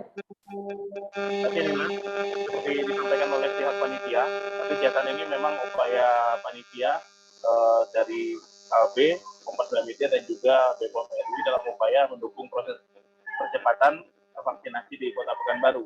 Karena untuk saat ini dari 845.000 total masyarakat Kota Pekanbaru yang harus menerima vaksin, saat ini baru sekitar 60%-nya yang sudah mendapat suntikan vaksin. Nah, maka semua pihak termasuk Kalbe Farma dan Kompas Gramedia serta BPOM RI mendukung dalam upaya percepatan pemberian vaksin bagi masyarakat, sehingga masyarakat bisa lebih mudah mengakses layanan vaksin. Apalagi memang dalam kegiatan kemarin, beberapa penerima vaksin memang mengaku kesulitan untuk mendapatkan suntikan vaksin. Namun dengannya adanya sentra vaksinasi yang digelar oleh Kalbe, Kompas Gramedia, dan juga BPOM RI ini, mereka bisa lebih mudah untuk mengakses layanan vaksin. Apalagi memang lokasinya berada di kantor BPOM RI di Jalan Diponegoro, Kota Pekanbaru, yang berada di pusat kota. Begitu, Nila. Oke, terima kasih banyak Fernando Sikumbang, wartawan Tribun Pekanbaru, atas laporan Anda. Untuk mengetahui bagaimana informasi lebih lengkapnya, Saudara, telah terhimpun wawancara dengan Ketua Pelaksana Sentra Vaksinasi Kalbe, Kompas Gramedia, dan juga BPOM RI di Kota Pekanbaru, Yusrin Azwan. Berikut liputannya untuk Anda. Untuk hari ini yang sudah menerima undangan melalui email akan datang ke tempat vaksin di Balai BPOM yang akan disyarat ratusan yang akan divaksin untuk hari ini. Oke deh. Mungkin kegiatan hari ini vaksinasi aja atau ada kegiatan lain mungkin Bang yang kita gelar? Vaksinasi saja hari ini. Vaksinasi kedua. Oke deh. Dengan adanya vaksin kedua ini apa mungkin harapannya dari kita Bang sebagai penyelenggara? Harapan semoga dengan vaksin kedua bisa membantu masyarakat di sekitar Pekanbaru untuk menjaga imunitas masing-masing. Oke deh. Terima kasih. Sementara itu, Saudara, Polresta Magelang menyasar vaksinasi bagi pelajar di SMA Negeri 4 Kota Magelang dalam rangka memantapkan pelaksanaan pembelajaran tatap muka atau PTM. Pelaksanaan vaksin dilakukan pada Selasa, 5 Oktober kemarin dengan sasaran vaksinasi sebanyak 244 vial atau 488 dosis. Tak hanya itu, pihak Polresta Magelang juga masih melayani vaksinasi umum di pihak Polres. Untuk mengetahui bagaimana informasi lebih lengkapnya, tersambung bersama saya ada Nanda Sagita Ginting, wartawan Tribun Jogja yang akan memberikan informasinya pada Anda. Halo, selamat sore Nanda. Halo, selamat sore Rakanila. Nanda, untuk siapa saja sasaran yang ditujukan lewat vaksinasi massal di SMA Negeri 4 Kota Magelang ini, bisa dijelaskan juga untuk total dosis yang dipersiapkan? Baik, terima kasih Rakanila. Untuk pelaksanaan vaksinasi massal yang digelar oleh Polresta Magelang sendiri memang disasarkan untuk tenaga pendidik, pelajar, maupun keluarga dari karyawan yang bekerja di SMA Negeri 4 Kota Magelang, di mana memang rangkaian kegiatan vaksinasi massal ini diperuntukkan sebagai langkah untuk mendukung pelaksanaan pembelajaran tatap muka di Kota Magelang. Untuk persediaan vaksin atau total vaksin yang disediakan dalam gelar vaksin massal ini sebanyak sasarannya 488 orang dengan jumlah dosis yaitu 244 vial. Seperti itu Rokanila. Vaksin yang diberikan ini apakah dikhususkan untuk dosis pertama saja atau nanti juga akan diberlakukan di dosis kedua, Nanda? Baik, untuk pada pelaksanaan yang kemarin itu untuk gelar vaksinasi yang pertama di SMA Negeri 4 Kota Magelang memang dikhususkan untuk penyerataan vaksin dosis pertama di Kota Magelang, sehingga nantinya juga akan dikebut untuk vaksin keduanya. Namun untuk sekarang dan besok itu vaksinasi untuk dosis pertama terlebih dahulu. Seperti itu Rokanila. Oke, Nanda, kemudian bisa dijelaskan sudah berapa banyak total cakupan vaksin untuk pelajar di Kota Magelang berdasarkan informasi yang Anda dapatkan? Baik, berdasarkan dari informasi dari Dinas Kesehatan Kota Magelang sendiri, hingga Oktober ini cakupan vaksin untuk pelajar di Kota Magelang sekitar 44% atau 5.000 pelajar dari sekitar 200 sekolah yang ada di Kota Magelang. Seperti itu Nila. Oke, terima kasih banyak Nanda, wartawan Tribun Jogja atas laporan Anda. Selamat bertugas kembali, Nanda.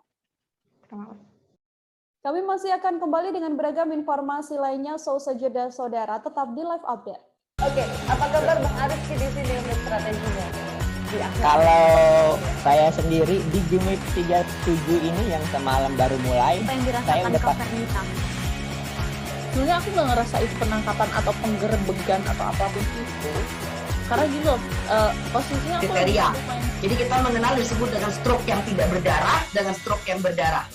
Stroke yang tidak berdarah itu biasanya ditandai dengan adanya penyumbatan. Kalau itu terjadi di sini mungkin pikirnya tidak ke situ kali ya, tapi kalau di Korea atau di Kamboja itu ada beberapa paper yang saya itu Mas, ya, dulunya tukang koran.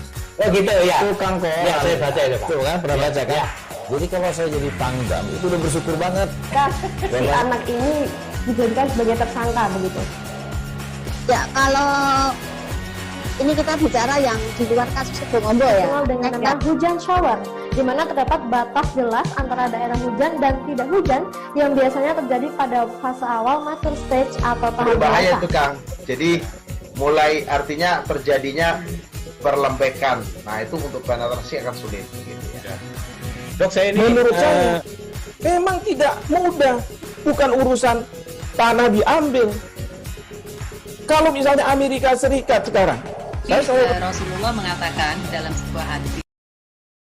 Anda masih menyaksikan live update bersama dengan saya Nila Irda. Pertandingan terakhir Liga 3 Maluku yang mempertemukan Maluku FC kontra Wainuro FC berakhir dengan skor imbang saudara untuk kedua tim. Laga tersebut digelar di lapangan Kompi Awai Heru, Kota Ambon pada Minggu kemarin. Namun imbangnya skor tersebut dianggap oleh legenda sepak bola Maluku Ibrahim Umarela lantaran adanya praktek pengaturan skor oleh kedua tim. Ia menilai bahwa permainan yang dipertontonkan sangat tidak layak untuk calon-calon klub yang akan berlaga di Liga 2. Untuk mengetahui bagaimana informasi lebih lengkapnya, tersambung bersama saya wartawan Tribun Ambon ada Dedi Aziz yang akan memberikan informasinya pada Anda. Halo, Dedi. Ya, halo rekan Mila. Dedi, bagaimana jalannya pertandingan hingga ada yang mengatakan bahwa ini terindikasi adanya pengaturan skor? Ya, baik. Terima kasih rekan Nila dan Tribuners. Selamat sore. Terkait pertandingan yang terindikasi pengaturan skor pada Liga 3 Maluku ini berjalan dengan cukup monoton ya pertandingannya ya. Karena sejumlah pihak juga mengatakan bahwa pertandingan ini berjalan dengan tempo yang cukup lambat. Kedua tim tidak saling menyerang, namun malah melakukan umpan-umpan ke belakang ketika berada di depan penjaga gawang lawan. Di beberapa kesempatan juga salah satu penyerang Maluku FC bernomor punggung 20 malah melakukan umpan ke belakang ketika sudah berhadapan dengan kiper lawan. Hal tersebut tentunya menimbulkan kekecewaan dari penonton yang menyaksikan laga tersebut, Nila. Gitu, Nila. Oke, Dedi, lalu tanggapan dari pihak Asprof PSSI Maluku sendiri? Segan-segan untuk memberikan sanksi kepada kedua tim yang berlaga pada saat itu. Sanksi yang bisa didapatkan ya ini bisa didiskualifikasi atau bahkan bisa 3 tahun tidak bisa mengikuti kompetisi sepak bola di Maluku. Seperti itu, Nila. Sejauh ini, Dedi, apakah sudah dilakukan proses investigasi oleh Komdis Asprof PSSI Maluku sendiri terkait temuan tersebut? Iya, terkait investigasi sudah 2 hari terakhir Komisi Disiplin Asprof PSSI Maluku telah melakukan investigasi atau penyidikan terkait dugaan pengaturan skor oleh 2 kubu klub tersebut, yakni Maluku FC maupun Wainuro FC. Namun sampai sekarang belum ditemukan bukti-bukti yang kuat untuk selanjutnya diproses terkait dengan pengaturan skor, karena memang kedua tim ini sengaja bermain imbang untuk sama-sama melenggang ke babak semifinal Liga 3 Maluku, sehingga adapun klub-klub yang dirugikan atas permainan imbang yang sengaja dilakukan oleh kedua klub tersebut. Begitu, Nila. Dari kedua tim yang berlaga ini sendiri, apakah juga sudah memberikan tanggapan Dedi terkait indikasi pengaturan skor ini? Ya, saat kami mencoba menghubungi kedua pelatih dari tim, kedua-duanya sama-sama menepis tudingan tersebut. Bahkan pelatih Maluku FC, Lutfi Lestaluhu, mengatakan bahwa timnya hanya bermain apa adanya maupun bermain dengan skema menyerang. Namun seperti yang disaksikan oleh penonton dan banyak pasang mata di lapangan pada saat itu, kedua tim tidak sama sekali bermain menyerang. Kemudian juga kita melakukan wawancara bersama pelatih Wainuro FC, di mana pelatih Wainuro FC sendiri mengaku bahwa pihaknya juga hanya bermain bertahan. Namun memang ketika kita lihat di bench pemain, tak ada satupun pemain cadangan pada laga penting tersebut. Padahal laga itu merupakan laga penentu apakah mereka bisa melanjutkan melenggang ke semifinal Liga 3 atau tidak. Seperti itu, Nila. Oke, terima kasih banyak Dedi, wartawan Tribun Ambon atas laporan Anda untuk mengetahui bagaimana informasi lebih lengkapnya, Saudara. Baik. Telah terhimpun wawancara dengan legenda sepak bola Maluku Ibrahim Umarela. Berikut liputannya untuk Anda. Ini kan kita disuguhi permainan yang tidak layak.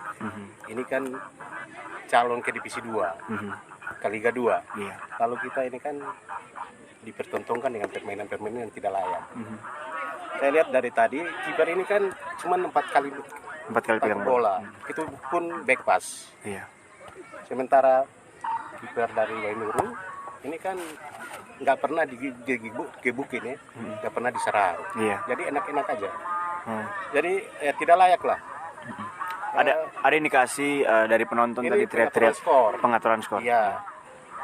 Karena penguasaan bola kalau saya lihat ball possession di Maluku FC ini kan kurang lebih 80%.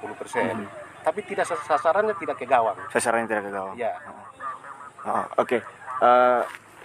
Misalnya ini terjadi pengaturan skor, mungkin Apa harapan untuk Komdis maupun Asprof PSSI Maluku? Ini kan Komdis harus melihat ini sebagai permainan sabun. Ada beberapa indikasi ya. Selain tadi permainannya tidak layak, kan ada pemain-pemain inti yang tidak datang. Ada beberapa baik di ada yang di Maluku FC, ada beberapa yang tidak datang. Lalu di Wainuri juga begitu. Yang kita harapkan kehadiran mereka itu akan membuat pertandingan ini kan lebih bagus. Tapi ya kita lihat sama-sama pertandingan nggak ke gawang, tapi pertandingannya ke samping. Iya, ke samping. Lalu ke belakang. Kita beralih ke informasi selanjutnya, Saudara. Samsat Bangka memberikan kesempatan bagi pemilik kendaraan untuk melakukan pemutihan pajak. Adapun jenis pemutihan pajak yang dimaksudkan adalah pembebasan denda pajak dan juga gratis bea balik nama kedua dan seterusnya. Selain di Provinsi Bangka Belitung, terdapat setidaknya 15 provinsi lain yang juga menggelar pemutihan pajak kendaraan dari 1 Oktober hingga 30 Desember mendatang. Untuk mengetahui bagaimana informasi lebih lengkapnya, telah tersambung bersama saya, wartawan Bangka Pos, ada Arya Bima Mahendra yang akan memberikan informasinya pada Anda. Halo, Arya. Ya, halo Rekanila, halo. Arya, bisa diinformasikan ini sudah berlaku sejak kapan pemutihan pajak di Samsat Bangka dan apa latar belakangnya adanya pemutihan ini? Oke, ya, sebelumnya saya informasikan terlebih dahulu, Nila, bahwa saat ini Sistem Administrasi Manunggal Satu Atap ataupun Samsat di Kabupaten Bangka memberikan kesempatan bagi masyarakat yang memiliki kendaraan, baik itu kendaraan roda 2 ataupun roda 4, untuk melakukan pemutihan pajak. Nah, untuk pemutihannya ini sendiri ada 2 jenis ataupun 2 macam, yaitu pemutihan pajak di mana pemberlakuan pembebasan denda pajak, dan gratis bea balik nama pemilik kedua dan seterusnya. Nah, perlu diketahui sendiri bahwa pemberlakuan pemutihan pajak ini sudah berlangsung sejak tanggal 1 Oktober 2021 kemarin dan akan berlangsung sampai tanggal 30 Desember 2021 mendatang. Nah, diketahui sendiri untuk latar belakang pemutihan pajak ini sendiri merupakan salah satu program dari Gubernur Provinsi Kepulauan Bangka Belitung yang memang selalu dilaksanakan secara rutin setiap tahunnya. Seperti itu, rekan Nila. Berdasarkan pantauan Anda di lapangan, Arya, untuk antusiasme masyarakat sendiri yang datang ke kantor Samsat Bangka setelah adanya informasi tentang pemutihan pajak ini, bagaimana? Ya, perlu diketahui sendiri Nila bahwa telah dimulai sejak tanggal 1 Oktober kemarin, sangat banyak masyarakat yang antusias untuk membayar pajak ataupun denda pajak mereka, karena memang diketahui sendiri banyak masyarakat yang kendaraan ataupun baik kendaraan roda 2 ataupun kendaraan roda 4-nya yang memang dalam kondisi pajak mati, sehingga mereka pun sangat antusias ya untuk datang ke Samsat Kabupaten Bangka karena tidak perlu membayar biaya denda dan hanya perlu membayar iuran pokoknya saja. Seperti itu, rekan Nila. Lalu untuk persyaratan yang perlu dibawa untuk melakukan pemutihan pajak ini, informasinya seperti apa, Arya? Ya, untuk informasi persyaratan ataupun kelengkapan berkas yang harus dibawa, itu kurang lebih sama seperti pengurusan pajak pada umumnya.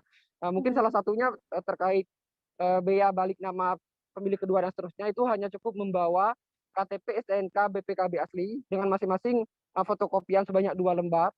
Selanjutnya ada kwitansi jual beli bermaterai 2 lembar. Selanjutnya ada membawa kendaraan untuk dicek fisik, terus surat pelepasan hak jika memang itu kendaraan milik perusahaan, ataupun risalah lelang ataupun hibah jika itu kendaraan milik pemerintah ataupun milik BUMN. Seperti itu, rekan Nila.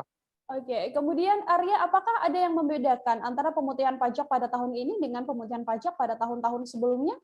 Ya, seperti yang saya sampaikan sebelumnya tadi, bahwa memang pemutihan pajak ini merupakan program dari Gubernur Provinsi Kepulauan Bangka Belitung yang diadakan hampir setiap tahun ya, rekan Nila. Namun untuk tahun ini ada yang sedikit berbeda, di mana kalau tahun lalu dulu itu pemutihan pajaknya tidak membayar sepeser pun, di mana jika memang ada kendaraan wajib pajak yang memang dalam kondisi pajak mati, mereka itu tidak membayar sepeser pun. Sedangkan tahun ini mereka masih harus membayar, yaitu terutama membayar iuran pokoknya ya, sedangkan yang gratisnya hanya dendanya saja. Seperti itu, rekan Nila. Oke, Arya, terima kasih banyak atas laporan Anda. Untuk mengetahui bagaimana informasi lebih lengkapnya, Saudara, telah terhimpun wawancara dengan Kasih Penetapan Pembukuan dan Pelaporan Samsat Bangka, Ahmad Taufik. Berikut liputannya untuk Anda. Pak, mungkin bisa dijelasin Pak untuk pemutihan pajak ini berlaku dari kapan sampai kapan Pak? Oh iya, dalam rangka memperingati HUT ke-21 Provinsi Kepulauan Bangka Belitung, Gubernur Kepulauan Bangka Belitung memberikan relaksasi pembebasan biaya balik nama kendaraan bermotor kedua dan seterusnya beserta sanksinya. Dan yang kedua, pembebasan sanksi administrasi pokok pembayaran pajak kendaraan bermotor. Pak, berarti yang dibebaskan itu cuma dendanya Pak ya? Iya, sanksinya saja. Oke. Untuk pokok pajaknya tetap dibayarkan Pak ya? Pokok pajaknya tetap dibayar. Pak, untuk persyaratannya mungkin apakah ada perbedaan dari yang pada umumnya Pak? Persyaratan kalau untuk pendaftaran ganti STNK, ya. BPKB asli, STNK asli, cek fisik kendaraan bermotor dan KTP asli yang sesuai dengan STNK. Itu bisa didaftarkan dan bisa ikut program pemutihan. Pemutihan ini dimulai sejak tanggal 1 Oktober sampai dengan 30 Desember. Sampai dengan 30 Desember Pak ya? Iya. Itu bebas untuk kendaraan roda 2 atau roda 4 Pak ya? Roda 2, roda 4 dan lebih. Dan lebih itu bisa semua Pak ya? Iya, tapi plat GN. Hadirnya wahana permainan anak di Taman Kota Batu Raja menjadi alternatif hiburan murah meriah, saudara, dan juga terjangkau di masa pandemi COVID-19. Fasilitas permainan anak ini dibangun oleh pemerintah Kabupaten Oku melalui Dinas PU Perkim Kabupaten Oku. Wahana permainan anak-anak ini juga dibangun untuk melengkapi fasilitas publik di Taman Kota yang merupakan tempat favorit warga Kota Batu Raja untuk refreshing. Untuk mengetahui bagaimana informasi lebih lengkapnya, telah tersambung bersama saya wartawan Sriwijaya Pos, ada Leni Juwita yang akan memberikan informasinya pada Anda. Halo Leni. Halo. Ya, halo. Bila. Oke, Leni, untuk fungsi apa saja ini yang bisa dinikmati oleh warga atau anak-anak begitu di Taman Kota Batu Raja? Silakan dengan laporan Anda. Baik Nila, Taman Kota Batu Raja saat ini sudah memiliki 3 fungsi setidaknya, yakni tempat olahraga, kemudian refreshing, lalu ada permainan anak. Nah di sini masyarakat khususnya pada hari Minggu sudah dibuka Car Free Day semenjak ada pelonggaran PPKM saat ini. Jadi masyarakat bisa menikmati itu tadi. Di samping itu juga sudah menjadi pusat bisnis bagi para pebisnis untuk memasarkan produknya, begitu Nila. Oke, Leni, kemudian di tengah banyaknya antusiasme warga mungkin yang ingin refreshing begitu ya di Taman Kota Batu Raja ini, penerapan protokol kesehatannya sendiri seperti apa? Baik Nila. Meskipun sudah ada pelonggaran, namun penerapan protokol kesehatan masa pandemi COVID-19 tetap dilaksanakan. Jadi masyarakat yang datang ke sana tetap mematuhi protokol kesehatan dengan memakai masker, tetap menjaga jarak, dan mencuci tangan di fasilitas yang sudah disiapkan oleh tim di Taman Kota Batu Raja, begitu Nila. Dari pihak Satgas COVID-19 sendiri, Leni, apakah memang selalu melakukan pemantauan aktivitas warga di Taman Kota ini? Baik Nila, betul. Jadi selama ada aktivitas di Taman Kota Batu Raja itu ada posko sendiri, posko terpadu Satgas COVID-19 yang akan melakukan pemantauan terhadap aktivitas warga. Posko yang lengkap, ada kesehatan, ada Satpol PP, Polri, TNI, kemudian dari pariwisata itu senantiasa menghimbau masyarakat agar tetap mematuhi protokol kesehatan masa pandemi COVID-19. Begitu Nila. Oke, Leni Juwita, wartawan Sriwijaya Pos, terima kasih banyak atas laporan Anda. Selamat bertugas kembali. Terima kasih Nila, terima kasih Rif. Kita jeda sejenak saudara, setelah ini masih akan ada informasi yang kami hadirkan untuk Anda, tetap di live update. Oke, apa kabar Bang Ariski di sini untuk strateginya? Kalau saya sendiri di Jumip 37 ini yang semalam baru mulai, saya udah pasti. Sebenarnya aku nggak ngerasa itu penangkapan atau penggerbegan atau apapun itu. Karena gini loh, posisinya aku kriteria. Jadi kita mengenal disebut dengan stroke yang tidak berdarah dengan stroke yang berdarah. Stroke yang tidak berdarah itu biasanya ditandai dengan adanya penyumbatan. Kalau itu terjadi di sini mungkin pikirnya tidak ke situ kali ya, tapi kalau di Korea atau di Kamboja itu ada beberapa paper yang Saya itu Mas, dulunya tukang koran. Oh gitu ya. Tukang koran. Ya, saya baca itu Pak. Tuh kan, pernah baca kan? Jadi kalau saya jadi Pangdam itu udah bersyukur banget. Si anak ini dijadikan sebagai tersangka begitu. Ya, kalau ini kita bicara yang di luar kasus Sebongombo ya. Dikenal dengan nama hujan shower, di mana terdapat batas jelas antara daerah hujan dan tidak hujan yang biasanya terjadi pada fase awal mature stage atau tahap Berbahaya dewasa. itu Kang. Jadi mulai artinya terjadinya perlembekan. Nah itu untuk penetrasi akan sulit. Gitu ya. Dok, saya ini Menurut saya memang tidak mudah, bukan urusan tanah diambil. Kalau misalnya Amerika Serikat sekarang, Rasulullah mengatakan dalam sebuah hadis bahwa berpuasa di 6 hari Syawal itu.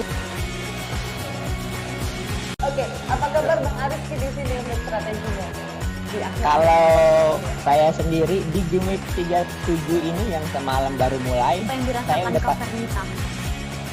Sebenarnya aku nggak ngerasain penangkapan atau penggerebekan atau apapun itu. Karena gini loh, posisinya aku Kriteria. Jadi kita mengenal disebut dengan stroke yang tidak berdarah dengan stroke yang berdarah.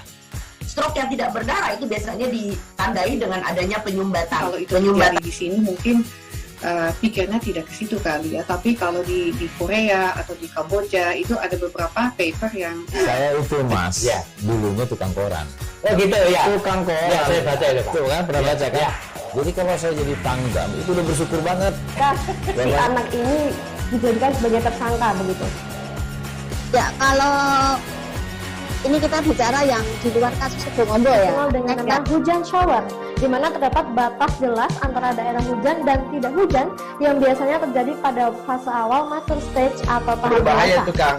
Jadi mulai artinya terjadinya perlembekan. Nah itu untuk penetrasi akan sulit. Gitu ya. Dok, saya ini menurut saya memang tidak mudah, bukan urusan tanah diambil. Kalau misalnya Amerika Serikat sekarang, Rasulullah mengatakan dalam sebuah hadis bahwa berpuasa di 6 hari Syawal itu. Oke, apa kabar Bang Ariski di sini untuk strateginya? Kalau saya sendiri di Gimik 37 ini yang semalam baru mulai, Apa yang saya dirasakan udah Kak Fernita? sebenarnya aku nggak ngerasain penangkapan atau penggerebekan atau apapun itu. Karena gini loh, posisinya aku Kriteria. Jadi kita mengenal disebut dengan stroke yang tidak berdarah dengan stroke yang berdarah. Stroke yang tidak berdarah itu biasanya ditandai dengan adanya penyumbatan. kalau itu terjadi di sini mungkin pikirnya tidak ke situ kali ya, tapi kalau di Korea atau di Kamboja itu ada beberapa paper yang Saya itu Mas, dulunya tukang koran. Oh gitu ya. Tukang koran. Ya, saya baca itu Pak. Tuh kan, pernah baca kan? Jadi kalau saya jadi Pangdam itu udah bersyukur banget. Si anak ini dijadikan sebagai tersangka begitu. Ya, kalau ini kita bicara yang di luar kasus Sebongombo ya. Dikenal dengan nama hujan shower, di mana terdapat batas jelas antara daerah hujan dan tidak hujan yang biasanya terjadi pada fase awal mature stage atau tahap Berbahaya dewasa. itu Kang. Jadi mulai artinya terjadinya perlembekan. Nah itu untuk penetrasi akan sulit. Gitu ya. Dok, saya ini menurut saya memang tidak mudah, bukan urusan tanah diambil. Kalau misalnya Amerika Serikat sekarang, Rasulullah mengatakan dalam sebuah hadis bahwa berpuasa di 6 hari Syawal itu. Oke, apa kabar Bang Ariski di sini untuk strateginya? Kalau saya sendiri di Gimik 37 ini yang semalam baru mulai, Apa yang saya dirasakan udah Kak Fernita? sebenarnya aku nggak ngerasain penangkapan atau penggerebekan atau apapun itu. Karena gini loh, posisinya aku Kriteria. Jadi kita mengenal disebut dengan stroke yang tidak berdarah dengan stroke yang berdarah. Stroke yang tidak berdarah itu biasanya ditandai dengan Anda masih menyaksikan live update bersama dengan saya Nila Irda. Insiden kebakaran terjadi di Kelurahan Paringin Timur, RT 8, Kecamatan Paringin, Kabupaten Balangan Kalsel, Saudara, pada Rabu pagi. Warga setempat riuh dan dikagetkan dengan api yang mulai melahap satu unit rumah di kawasan tersebut. Dikabarkan ada satu korban jiwa dalam kejadian kebakaran ini. Untuk mengetahui bagaimana informasi lebih lengkapnya telah tersambung bersama saya ada Isti Rohayanti, wartawan Banjarmasin Post yang akan memberikan informasinya pada Anda. Halo Isti. Ya, halo rekan Nila. Isti bisa diinformasikan untuk kronologi kebakaran ini sendiri, silahkan dengan laporan Anda. Oke. Baik rekan Nila, jadi untuk kronologi kebakaran terjadi sekitar pukul 8 pagi tadi dan api berhasil dikuasai sekitar 1 jam kemudian oleh TRC BPBD Kabupaten Balangan bersama BPK dibantu warga beserta TNI Polri setempat. Begitu rekan Nila. Kabarnya akibat kebakaran ini juga ada satu orang yang menjadi korban jiwa. Informasinya seperti apa, Isti? Iya, baik rekan Nila. Jadi memang ada satu korban jiwa dari kebakaran tersebut, di mana diketahui itu merupakan anak dari pemilik rumah, yaitu Ahmad Jaini. Di saat kejadian, sang anak sedang sendirian di rumahnya, kedua orang tuanya tidak berada di rumah, sedang menyadap karet, dan kedua orang tua mengaku kaget saat mengetahui ada insiden api, apalagi sampai menghilangkan nyawa anaknya, begitu. Dan kondisi anaknya juga dikabarkan merupakan anak disabilitas berusia kurang lebih 16 tahun, begitu rekan Mila.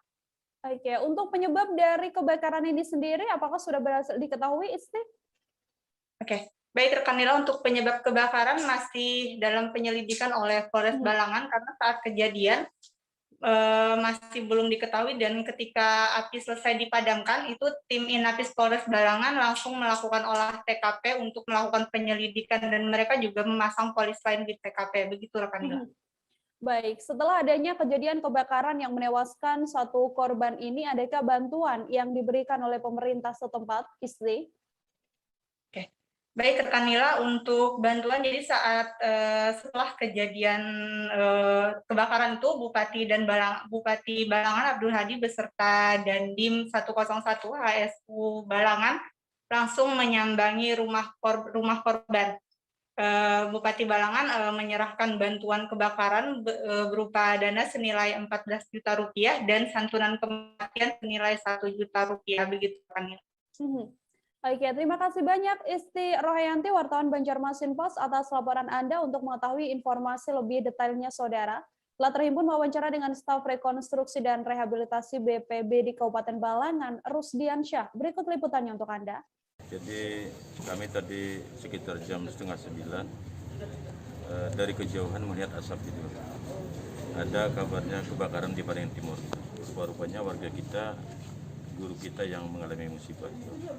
Nah, kita turut berduka cita terhadap meninggalnya anak beliau dalam musibah kebakaran ini, dan kami dan Pak Dandim itu kan tadi menyerahkan uang santunan kematian dan uang bantuan kebakaran sebesar 14 juta rupiah di rumah pajak. Pak, tadi ada cerita dari ibunya kan Pak yang mengenai situasi sebelum kebakaran itu pas lagi di mana tuh? Nah, tadi menurut cerita istri guru itu kan, beliau gurunya sama ibunya tadi sama-sama menyadap karet. Jadi dikabari ke kebun karet bahwa terjadi musibah kebakaran dan anak beliau meninggal. Gitu. Jadi mudah-mudahan keluarga, ibunya, bapaknya diberi kesabaran dan ketabahan dalam menghadapi musibah yang diberikan Allahnya. Terima kasih banyak Pak. Informasi tadi menutup perjumpaan kita dalam live update petang ini. Saudara, jangan lupa untuk terus menyaksikan live update di seluruh kanal YouTube dan juga Facebook Tribun Network. Masih di tengah pandemi, kami terus mengingatkan Anda untuk selalu menerapkan protokol kesehatan dimanapun Anda berada. Saya Nila Irda beserta kru yang bertugas pamit undur diri. Terima kasih dan sampai jumpa. Jangan lupa like, subscribe, dan share ya.